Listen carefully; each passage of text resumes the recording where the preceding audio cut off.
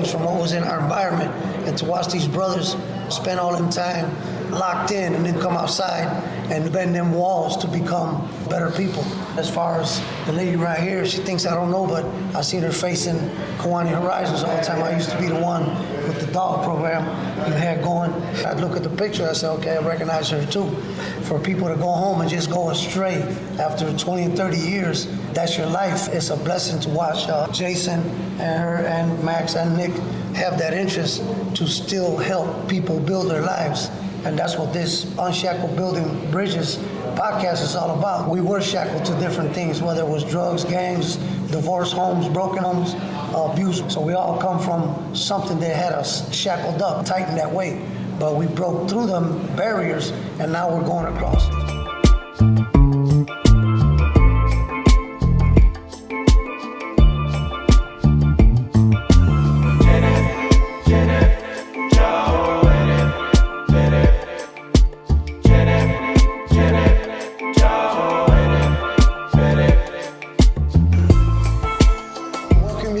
Episode of Unshackled Building Bridges, and we have sitting here today Jason Maldonado. Terrence, let's keep it down a little bit. Welcome to another episode of Unshackled Building Bridges. We have on my right side Jason Maldonado. I'm Ronnie Carrasquillo. Jeniffer McMullen. Max Cerda. Nick Colon. And we're here today to put out a unification of networks that started probably 30, 35 years ago. And we just want to recognize these people and recognize the work that they do for re-entering citizens back into society and reintegrating them back and helping them with support groups of different natures. And I'm going to let Jason explain his work that he's done, how he started, why he got into it, and what he's doing to this day. Hello, my name is Jason Maldonado. I'm currently the Reentry Program Supervisor for the ILRCC, which is the Illinois Latino Reintegration Community Collaborative within Chicago. We work primarily in the Little Village, Pilsen community. We service the other communities on the south side of Chicago, but my participants are mainly from Little Village and Pilsen.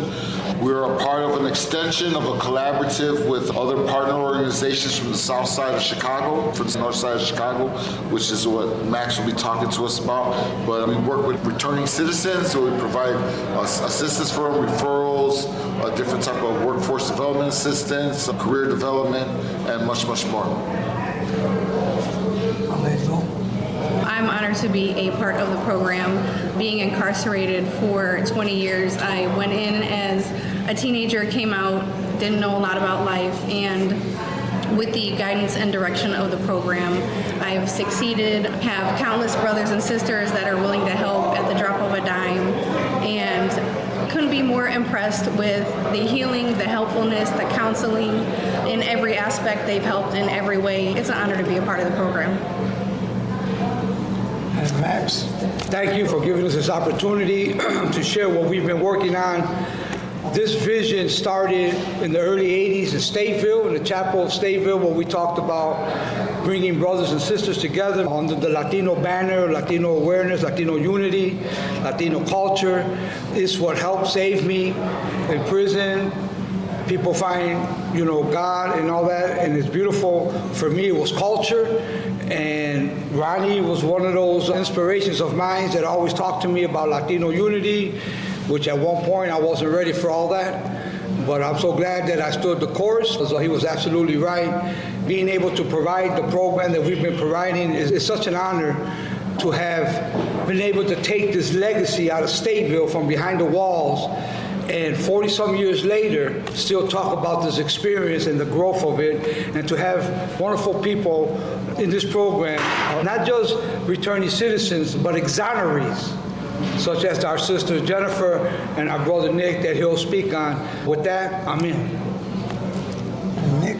My name is Nick Colon. I want to thank Ronnie Carrasquillo. He was one of my mentors in prison. Never tried to hear anything he told me, but years later, he was right. We need to change. I came home to a new world. I served 25 years for a wrongful conviction. And I got to meet a great man right here, Max Cerda. He's been a mentor to me. He gave me a job when I couldn't get a job anywhere else. That's one of the big struggles of coming home from prison. Employment, housing, stuff like that. But the ILRCC has been a blessing to me. You know, it gave me the opportunity to help people so they wouldn't struggle or face the hurdles that I faced coming home from prison. And it's a blessing, like, to see people that are grateful and just share with people in our peace circles. And it's been healing for me as well, because not only am I employed here, but it gave me a sense of purpose in life. You know, coming home without a direction or nothing like that. So the ILRCC was a blessing to me as well as our participants, and I'm grateful to Max, Ronnie, for their guidance throughout the years. You know, I'd like to say that I'm sitting here looking at this poster on the wall and it says walls turn sideways. When we spent so many years behind a wall, it was straight up and down. We couldn't see nothing but the wall and the sky. So now the wall done turned sideways. Here we are, you know, like a bent wall. We're up out of there. About maybe a year and a half ago, I got a phone call from Max, and he asked me, hey, you know Nick Cologne? And I'm like, yeah, I know that name. He says, he any good? He wants to get a job with me. I said, yeah, he's rough, but you take him, he's a good guy, you're going to get him. So, you know, I'm blessed to see that I would go back maybe 35, 40 years with Jason, and I go back 30, 40 years with Max to see that we were young, disturbed, you could say, social beings from what was in our environment, and to watch these brothers spend all them time locked in and then come outside and bend them walls to become better people. As far as the lady right here, she thinks I don't know, but I seen her face in Kiwani Horizons all the time. I used to be the one with the dog program you had going. I'd look at the picture, I said, okay, I recognize her too. For people to go home and just go astray after 20 and 30 years, that's your life. It's a blessing to watch Jason and her and Max and Nick have that interest to still help people build their lives. And that's what this Unshackled Building Bridges podcast is all about. We were shackled to different things, whether it was drugs, gangs, divorce homes, broken homes, abuse. So we all come from something that had us shackled up, tightened that way. But we broke through them barriers, and now we're going across this program to do artwork in here, to come in here and do. We're doing peace circles in here that Max designed through his program. Nick does counseling for people. He's the casework supervisor to help people get help. Jason has a whole community of his own, so I'm gonna leave it to the floor and let, if you have anything to contribute. But from my personal self, I just want to applaud that none of you abandoned the struggle. People used to tell me in the system, hey, when you go home, let me get your phone number. And I said, I'm not going to give you my phone number. Why not? I said, are you going to help people when you go home? I said, yeah, I think so. I said, well, then you'll see me then, because that's where I'm going to be. So then you'll know where I'm at. You don't need my number. So while we were incarcerated, we had formed a committee called Hispanic Cultural Exchange Committee, which evolved over time into the Latino Cultural Exchange Coalition. But the thing about the Hispanic Cultural Exchange Coalition that was things that concept spread throughout the Department of Corrections. There was different Latino committees in East Moline, Danville, Logan, Dixon, different places where Latinos came together from across different boundaries to meet together, come together in unity to learn about our culture. We realized culture was the cure. It helped, it unifies us. We understand the common history, the commonalities. We found out we have more in common than what we had not in common. So it brought us together in unity, and that was the basis of everything you see here today. That we learned about our culture, history, our politics, the need that we have for educating our people, and the need that we came home for being involved with at-risk youth, with returning citizens, with children of the incarcerated, people that were dealing with addictions and traumas and all those type of things. So this is what we've been out here doing. We've been helping people. Many times we did it out of pocket. We did it voluntarily, aside from our own jobs.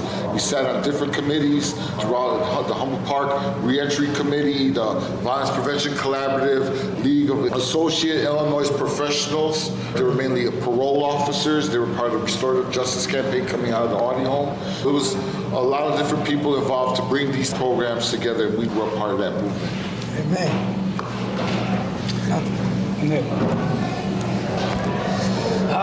Yeah, well, coming home was a struggle for myself. Some of the other exonerates could attest to that. Just like I said, it was hardships, finding employment, medical health benefits, stuff like that. Like, it was a struggle. I went through my ups and downs. I was a kid when I went away. I came back home a 48-year-old man with a 19-year-old mentality. For a while, people don't understand. They think we're free, like physically free. But mentally, I was still in prison. I was institutionalized. As I went along, I found job after job. It was a struggle working in warehouses and stuff like that. But I still was empty. I was lost. I didn't know what direction I was going. By the grace of God, I met a good individual here through an interview. And part of it was I needed the employment. I needed to pay my bills and stuff like that. But I applied for a different job. And I was blessed that Max saw something in me, gave me a job with him. And when I first started, it was pretty tough trying to help everybody when you can barely help yourself. But for some reason, like I said, there was something about this job that lit a fire under me. And once I seen like the impact that we were having on people's lives, and like I said, in a purpose, there's nothing more motivating than that. Prison is designed to take away every bit of humanity that we have. That's right. I was blessed to come home with a little bit of that left. It was buried deep down inside, but I had it, And once that humanity came out again and it blossomed through the work that we were doing, like now I don't even talk about my case anymore. It doesn't bother me anymore. Like now I have a purpose in life. Hey, Nick, I'd like to know if you would, I don't know if from your job description, you can describe when they come in, you're a casework supervisor as a title. So if I was to come in your office, just released from prison, what are you going to tell me? Well, the first thing I'm going to tell you is I want to know about you. I want to know what you've been through, your mindset, what you think of the world today. That says a lot. So part of case management is that you have to learn to listen. If I could sit here and tell you whatever I think that you need to do, but what I think you need to do is not what matters, it's what you believe that you need to do. And then you redirect the people to services like that? Yeah, so once I have an idea, like I said, it's not my job to tell you what to do. It's my job to inspire you to what you know already what you have to do. Once we have a direction, we do a needs assessment. Once I know what your skills are, what drives you, your passions and stuff like that, it's for us to try to put you in the best position to succeed. That's what I love about this job, because you learn so much about people yourself.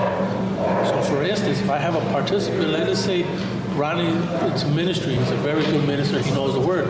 I wouldn't send Ronnie to work at a science lab doing DNA.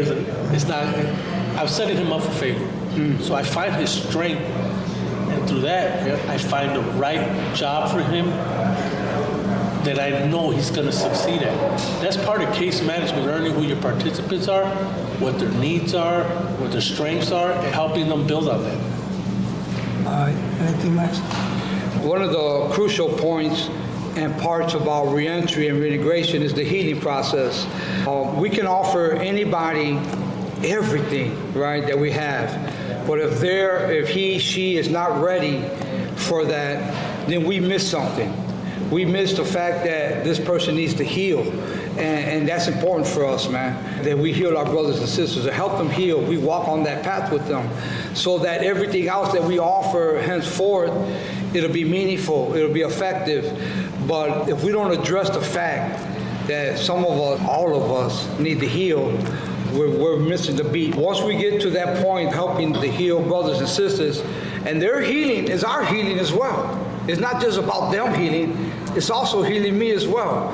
But if we don't get to that point first, like I said earlier, no matter what we offer our brothers and sisters, we'll set them up to failure, like Nick alluded to a minute ago. It's about healing. We got to heal our brothers and sisters and then assess what they're trying to do, what they're trying to accomplish, and most importantly, instill in them and to instill in us. I have to remind myself that we're not bounded from our past.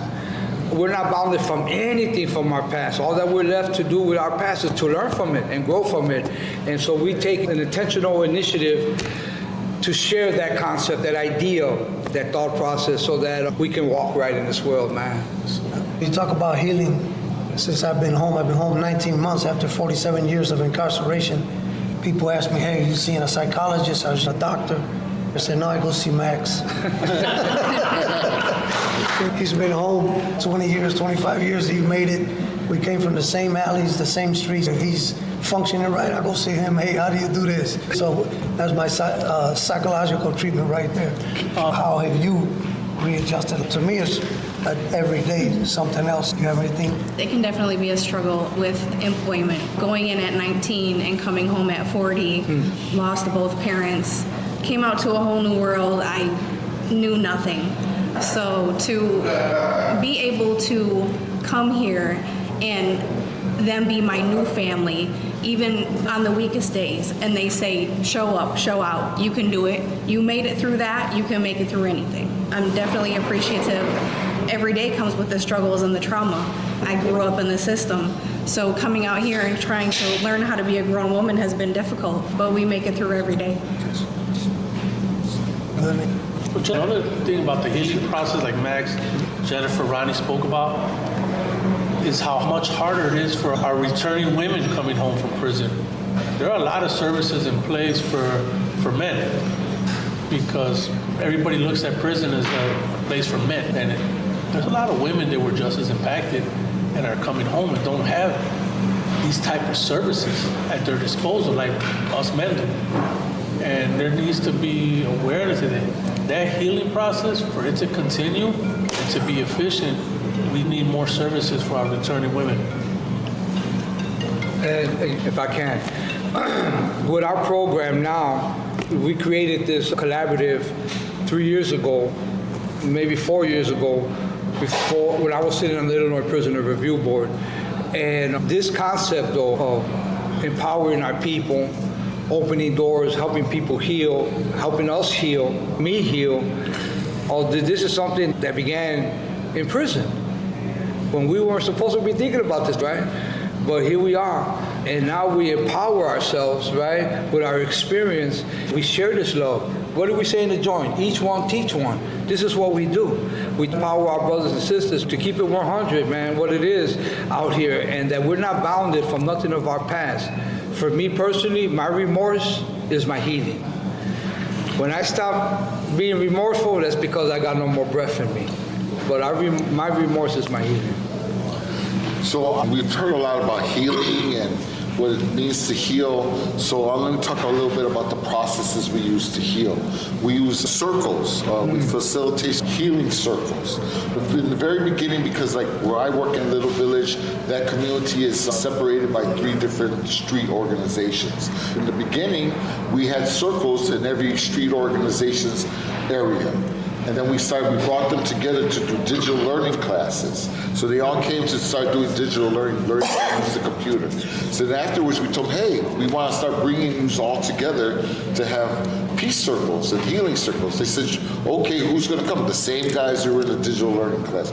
So it was the first time that I know of in this work right now in reentry circles, we brought men from different communities in Little Village together to do peace circles. Our circle and our participation, attendance of the circles increased from when they were just single circles with just the same guys. The conversations and the amount of healing and sharing that happened in those circles are something that you just had to be there to experience. You know, I would like to say that when Jason, Max, and Jose Pizarro started this committee 30-something years ago, it was not desired to sit down and do those things, and it was an anti. So these guys took a monumental step to sit down as basically enemies from different neighborhoods and broke the social barrier that denied them to do these things. So if it can happen in there, and I tell a lot of people, one thing we became an expert at is learning how to become friends with our enemies. And many people that are in these networks we're in right now, once upon a time, they wouldn't even speak to each other. So this is, like Jason said, he just brought 3 different groups from an environment, and it brings peace into the communities, and that's what it does, and that's building bridges. So if we got anything else, so other than that, I'm just saying thank you for watching another episode of Unshackled Building Bridges, and I usually close with a prayer, not a prayer, but I'm going to close with the scriptures. I don't want to pray over who don't need prayer, but some people need. Well, before you do that, let me just share this. I just want a last note. Cultura cura, culture heals. Brother, Okay. do your thing. The book of Proverbs, the wisest guy that walked the planet was King Solomon. In Proverbs 3, he says, trust in the Lord with all your might and lean not on your own understanding. That's it. Thank you for watching.